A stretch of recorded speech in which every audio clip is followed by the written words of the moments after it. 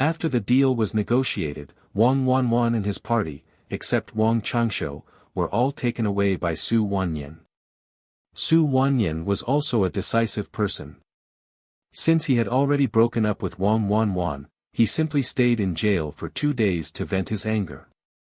Anyway, Yi Feng didn't wink at him, which meant that Yi Feng's plan was not urgent for a day or two. Yi Feng and the fellow villagers helped Zhao Laowayer and his family of 3 into the house. Li Daniu ran to call Uncle Lao Zhen over to treat the family's injuries. Although Er Kuei's head and face were covered with blood, the injuries were not serious. They were just superficial wounds. Just put some medicine and bandage them and it would be fine. On the other hand, Zhao Laowayer's condition was not good. He had a tightness in his chest. With a sullen sigh, Wang Dwarf kicked him over. The suffocation became even more sullen, until Zhao Laowei was a little out of breath. Uncle Lao Zhen gave him some medicine to relieve his chest pain and let him take it first, but it was best to go to the county hospital for a checkup. Because it was not an evil disease, Yi Feng didn't have many good solutions. After all, elixirs like the Qing Body Gu Yuan Dan could only be refined by chance, and they could not be obtained just by chance. Zhao Laowayer's family was also used to being poor and reluctant to spend money. The old man kept saying that it was nothing serious and he didn't want to go to the hospital, but Yi Feng kept talking beside him and even asked his aunt to give him 5,000 yuan. Er Kuei asked Er Kuei to quickly take Zhao Laowayer to the city for inspection. However, when giving Er Kuei the money, Yi Feng also gave him a piece of paper and whispered to Er Kuei that he must read the note when he gets to the county town, and that he must control his big mouth. Things cannot be known to outsiders. Although Er Kuei likes to quarrel, he still relies on his joints at all times. Yi Feng believes that he will be able to complete this task beautifully. Time always flies by. In the blink of an eye, it's the next day. At 9 o'clock in the morning, Wang Baiwan comes to find Yi Feng. This matter is not unusual. Wang Wanwan has a lot of money and has many connections in the county. Yesterday, he was arrested and imprisoned by Su Wanyan. In less than 3 hours, someone from the county called Su Wanyan and asked him to arrest him immediately. Wang Wanwan was released. Su Wanyan knew that the good show was yet to come, and he didn't care if he was detained for half a day, so he released him immediately. However, those ruffians did not release any of them. He held him for 3 days, which would save them from messing around and ruining Yi Feng's plan. Yi family boy, you didn't fool me. Can you really cure my family's longevity hysteria? Dama Jin Dao sat on the stone pier in the yard, and Wang Wanwan looked at the people squatting beside him suspiciously. The rising leaf maple. Believe it or not, the skills of my old Yi family are also inherited from the family. If you are not sure whether my skills are good or not, just ask Li Daniu. Yi Feng didn't even bother to glance in Wang Wanwan's direction. If you have sincerely, get your car and money ready, and come with me to the city to buy some utensils for your application. If you don't want to show it to your son, don't say anything nonsense and go do what you have to do. Okay, let's go now. Wang Baiwan threw the cigarette butt on the ground and crushed it fiercely. He had been running around for a long time about his younger son, but he still had no effect. Since this kid said it could be cured, let him if he tries. The worst he can do is to settle the score later if he can't cure the disease. Okay, let's go. I also want this mess to be settled as soon as possible. Yi Feng wiped the sweat from his forehead with his arm, grabbed his coat from the side and put it on casually, and walked out of the courtyard on his own, sitting in the passenger seat of Wang Wanwan's black Audi parked outside the yard. Wang Wanwan felt so disgusted. The clothes Yi Feng was wearing right now were the ones he wore during the fight in front of Er Kuei's house the day before. Not only did they have several holes on them, but they were also stained with a lot of dust. This guy sat on them without even taking a picture. I took the passenger seat. Isn't this dishonest and disgusting? Let's go, don't sit around, come with me quickly to buy usable magic tools and cure your son. Yi Feng gave a big hunch, one by one, I'll catch up on some sleep and drive. I'm sorry to bother you, but call me again when you get to the antique street. After Yi Feng finished speaking, he really closed his eyes on Yang Jing and looked like he was sleeping. 111 is so angry. He is considered the most prestigious person in the entire Changfeng County. When did he become the driver of this poor boy? Why don't he call him when he arrives at a place? Why don't he call him when the meal is ready? Ah! Angry, 111 started the car and was speechless all the way. When the two got out of the car and Yi Feng was about to walk into the antique street first, 111 grabbed Yi Feng's clothes and said, Yi family boy, I'll buy the utensils, but we've agreed in advance, tell me what you like and I'll negotiate the price. Since ancient times, 111 looks like a fat guy, but he is actually very smart. There is no accurate price for things in the antique street. Basically, the price is high and the price is paid back. He didn't think that Yi Feng would be kind enough to save money for him. He might even deliberately show some interest during the selection process to get the seller to quote a high price. It's up to you, but if I don't take a closer look and the thing you buy is not in good condition, don't blame me. Yi Feng shrugged indifferently. The two of them just started walking around in the antique street. The antique street is not very big. After walking around for about an hour, more than half of the shops and stalls were visited. During this period, Yi Feng deliberately walked a few steps faster, leaving 111 behind. Soon, Yi Feng went to the ancient coin stall where he bought Kangxi's imperial treasure that day. His triangular eyes were still bruised, and he was holding a jade with the 6-character Ming curse, Om Mani Padme Hum, engraved on a lotus stand in his hand. Guanyin played with it. Seeing Yi Feng coming over, Triangle Eyes immediately put down the jade Guanyin in his hand, picked up a brick from the ground behind him and came up to Yi Feng, you little bastard, how dare you show up in the antique street for Grandpa, today I have to open you up. When the people around Yi Feng heard Triangle Eyes cry, they were worried about being accidentally injured, so they all moved away from Yi Feng, leaving the area around him empty. 111, who was following behind, was happy to see someone causing trouble for Yi Feng, and hid in the crowd without coming out. I thought it was you, but it turned out to be you. Why, didn't I hit you hard enough last time? You dared to try to rob me on the road? You should go to the Shaolin Temple to practice for a few years before coming out. Yi Feng hugged his shoulders. Looking at the Triangle Eyes, he was completely unmoved. You. Triangle Eyes pointed a brick at Yi Feng. You waited for a long time, but in the end you didn't dare to come up and pat Yi Feng. 111 was a little disappointed, but thinking about it, the two people obviously had a feud. From what he heard, the injury on Triangle Eye's face was caused by Yi Feng. He had only seen how good Yi Feng was at fighting yesterday, so it was no wonder that Triangle Eye was beaten. Egg shrinkage. What are you doing? You haven't eaten enough shit, have you? Yi Feng spat on the ground with disdain, and those around him who knew the inside story immediately laughed. Some people who didn't know the reason started asking people around them, and soon, the news that Triangle Eyes ate bird poop because of messing around with Yi Feng spread among the crowd. For a moment, the laughter around them became even louder. You kid, just wait for me. There will be a day when you can't eat anymore and walk around. He lifted the triangular-eyed brick again and again, and finally threw it to the ground. He walked back to his stall and didn't look at Yi Feng again. This sighed.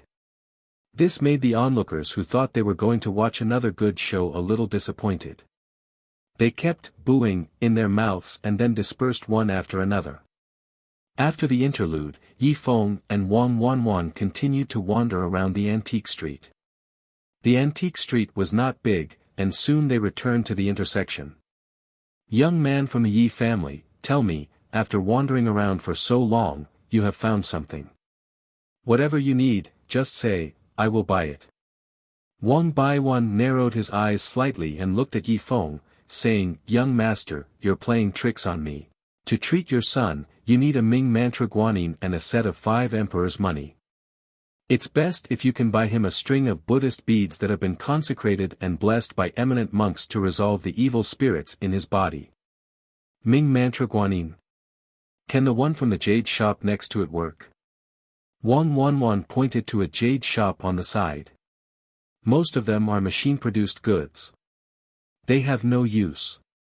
When we passed by the ancient coin stall just now, did you notice that the triangular-eyed man setting up the stall was playing with a guanyin with a Ming mantra in his hand?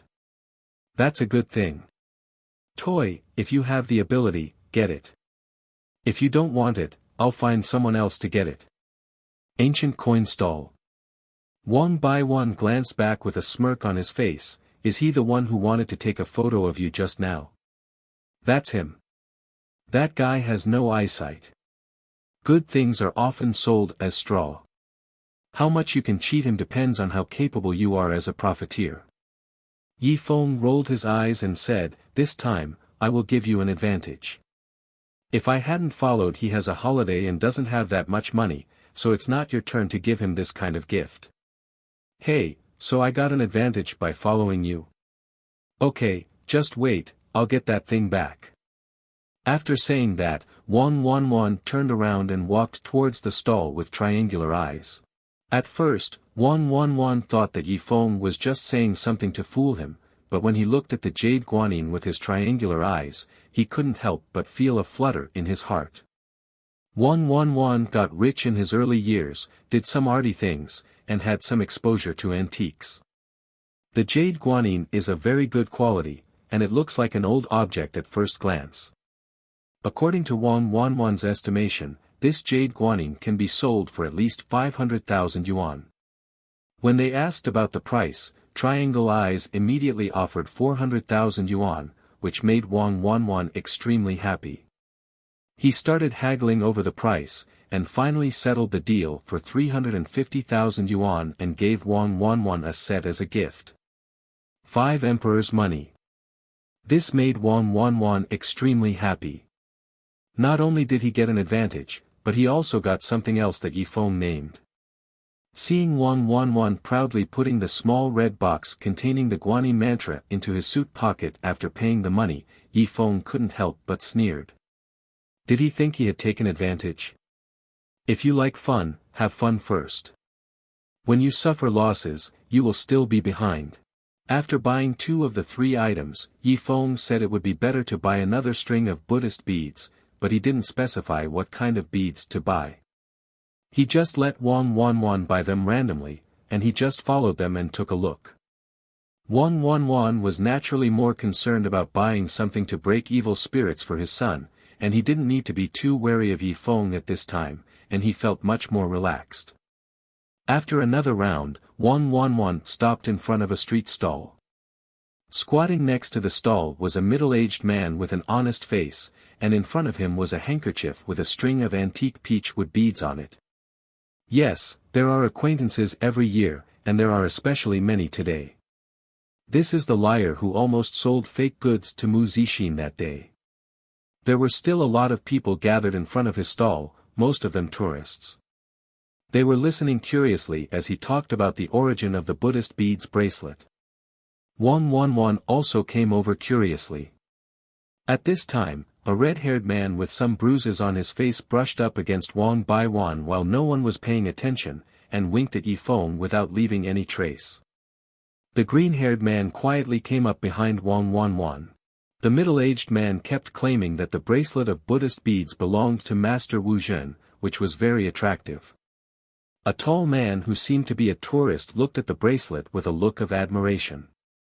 Yi Feng squatted next to the man, studying with concentration. 111 knew that Yi Feng had some skills, so he bent down and put his head between Yi Feng and the burly tourist, looking at the bracelet. At this moment, the red-haired man quickly inserted a paper knife into the pocket of 111's jade guanyin, and the green-haired man behind him hit 111 hard. The bent 111 suddenly lost his footing and rushed forward.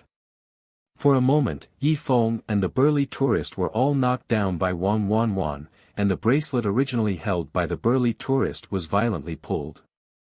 The rope broke immediately, and the wooden beads immediately scattered. My mother. My baby. The middle-aged man selling bracelets suddenly started arguing. He did not pick up the beads on the ground, but just grabbed Wang Baiwan by the collar and picked him up. You damn fat man, you broke my ancestral treasure, please pay for my precious bracelet. Wang Wanwan was a little stunned by the fall, and it wasn't until he was picked up by a middle-aged man that he realized what had happened. He shouted hurriedly, "It's not me, it's not me, someone pushed me from behind. Give your grandma a shove. I saw you rushing over and breaking my prayer beads. I don't want anyone to look for you."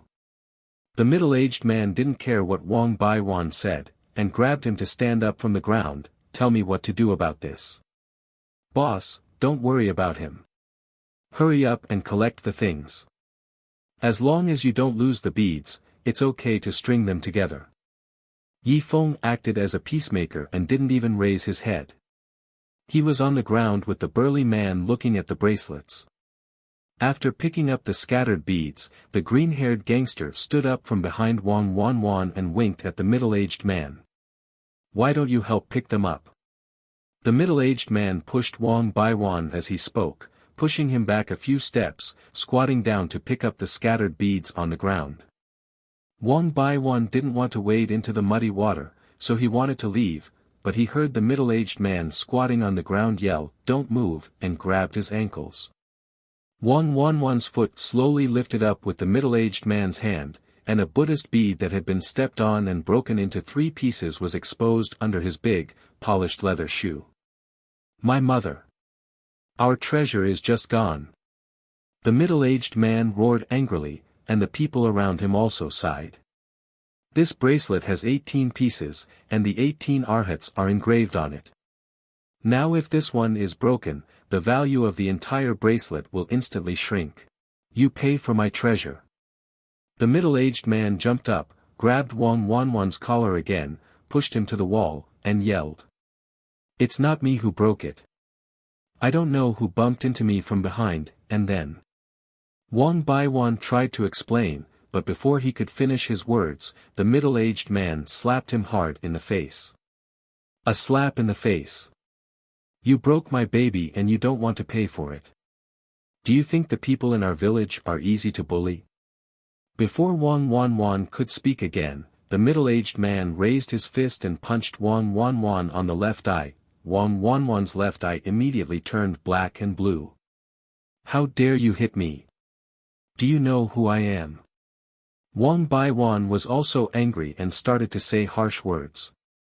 However, instead of scaring the middle-aged man, this angered him and he continued to fight with his fists.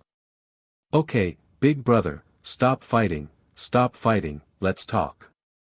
Yi Feng rushed over from behind and hugged the middle-aged man. He turned to Wang Bai and shouted, "Wang Bai, my reward is add 10,000. Seeing that Yi Feng was actually willing to help him, Wang Baiwan felt a strange feeling in his heart. But when he heard the next sentence, he was so angry that he almost stopped smoking. This kid was really a big talker, and he dared to ask for money from him. "Let me go. He broke my things and dared to threaten me. I have to take care of him today." The middle-aged man yelled and wanted to rush towards Wang Wanwan, but he was restrained by Yi Feng and couldn't move. "Brother, let's talk it over. Isn't the thing broken? Just ask him to pay you. Why do you have to beat someone? Wang Wanwan, please say something. Don't let anyone take advantage of you. Is it okay to be a poor loser?" Yi Feng's shout seemed to make Wang Wanwan regain his confidence in an instant. He slapped his fat hand on the wall and shouted, "I have a lot of money. Tell me how much your crap is worth, and let me kick you. Feet, I'll just spend the money to buy them." Wang Wanwan is really popular. After all these years, who dares to push him against the wall and beat him? There are so many people around watching, and some of them look familiar. It is going to be spread that Wang Wanwan has done this. If he doesn't pay for broken things and lets others beat him, how can he still have the dignity to show off to others? This face must be thrown back even if money is thrown at it. Buy it, Mom. How can you, a fat guy like you, afford my rosary? My rosary is worth my money. How can you afford something that Master Wu Jin used? The middle-aged man shouted angrily. He wanted to rush up and hit Wang Wanwan, but he was dragged by Yi Feng and couldn't rush forward. Just when everyone's attention was attracted by the conflict, a man with a nose ring picked up an object from the ground and disappeared into the crowd in the blink of an eye. While Yi Feng was snickering in his heart, he couldn't help but sigh, these triangular eyes are really greedy, they don't want to lose anything. In fact, when I walked through the antique street today, most of the things I encountered were arranged by Yi Feng in advance. Yesterday, he urged Erkue to bring Zhao Laolan to the county for medical treatment. The note he gave Erkue told him to go to the antique street to find a triangular eye selling copper coins. He told Erkue that he would bring a fat pig today and deliver it to Erkue. In his stall, he asked Triangle Eye to prepare a Mingman Guanyin, and kill as many as he could. The scene that Triangle Eye and Yi Feng performed before was also ordered by Yi Feng, in order to lower Wang Wanwan's wariness. As for Yi Feng's request for triangular eyes, he only has one request, beat him up like a fat pig. However, Yi Feng did not expect that Triangle Eye would play such a big role. Not only did he sell things, but he also arranged a disguised fight while beating Wang Wanwan. That's not all. When Lu Mao bumped into Wang Wanwan, Hong Mao's knife cut Wang Wanwan's pocket. In fact, the biggest purpose of the middle-aged man's action of grabbing Wang Wanwan was to remove the Ming mantra. Guanin's box shook out. Fortunately, this did not surprise Yi Feng. After all, he dared to ask Triangle Eye to cooperate because of his greed. If it were not for money, Triangle Eye would not play with Yi Feng, his enemy. Of course, if Triangle Eye gets the benefit of not beating Wang Wanwan, Yi Feng doesn't mind letting him experience the feeling of being beaten by Superman again. Next, Wang Wanwan, who was unaware of the whole conspiracy, had a heated argument with the middle-aged man selling bracelets, starting with, "You poor idiot, don't pretend to be cool with me," and, "I have a lot of money, I'll throw it at you."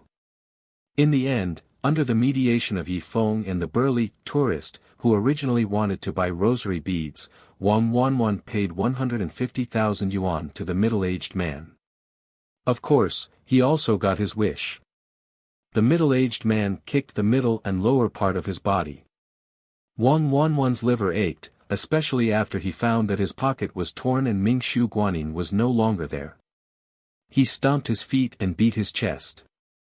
At first, he dragged Yi Feng, suspecting that Yi Feng had knocked him down. Yi Feng rolled his eyes fiercely, and then the fat man from the Mediterranean remembered that he had suppressed Yi Feng and the tourist when he threw himself down. It was impossible for Yi Feng to knock him down. This is such a stupid mistake.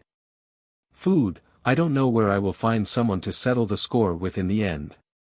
Wang Wanwan, who had suffered a lot of bad luck, was in an extremely bad mood after losing 500,000 yuan in vain. Even if he, old Wang, were rich, it was not brought by the strong wind, so he would not choose any good magic weapon. I casually bought a jade guanyin with a clear price tag in the jade shop and was judged by Yi Feng to be barely usable. As for the Buddha bead bracelet, go to hell.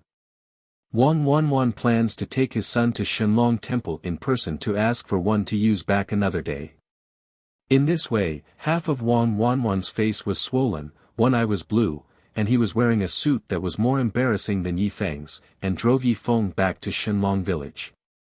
It is said that every villager who saw Wang Wanwan's unlucky look that day burst out laughing. Some people even couldn't help laughing when they met Wang Wanwan on the road for several days afterwards, which made Wang Wanwan his face turn black with anger, but he had nowhere to vent. On the night after he bought the things, Wang Changsho had another episode of hysteria, and this time he was even more noisy. Wang Wanwan ran to Yi Feng early the next morning and asked him to cure Wang Changsho quickly. Yi Feng kept sneering in his heart. "It was our promise to cure your son, but we have not promised you anything else.